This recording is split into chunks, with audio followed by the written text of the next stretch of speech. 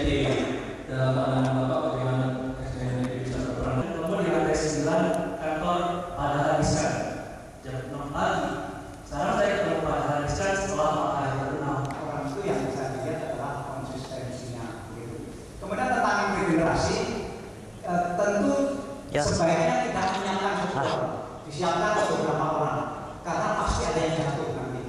Nah, tapi kalau beberapa orang disiapkan, misalnya di PLN itu yang pantas menjadi direktur utama setelah saya itu ada 4. Ada 4 itu pantas semua dan hampir seimbang.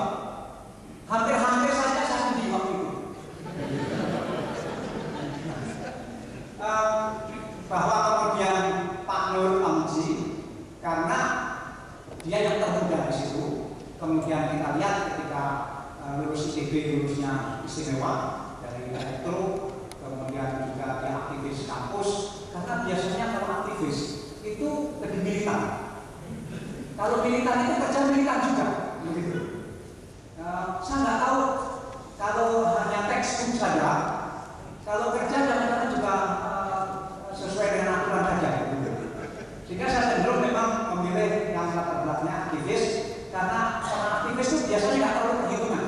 Karena dulu kalau kita jadi aktivis pasti kita perhitungan, mau rapat malam, mau bisnis kan nggak terlalu perhitungan. Pertama nggak terlalu perhitungan, kedua militan. Dan kalau tidak terlalu perhitungan dan militan itu diaplikasikan ke dalam pekerjaan sehari-hari, itu sangat berat.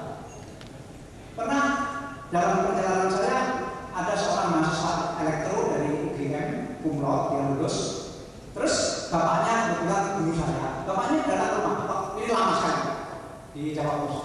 Bapaknya bilang, Pak, anak saya lulus cum laude, tetapi saya sangat sedih karena kalau besok anak saya pulang, pasti saya ditangkap orang. Ini jangan berbalik.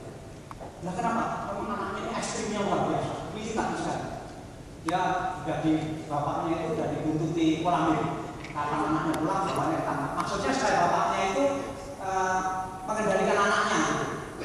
Nah terus kalau takut sekali saya ditangkap orang, anak saya ini bagaimana? Besok lulus dia, kan pasti pulang setelah lulus. Ya udah, ikut saya ya, jadi ikut saya.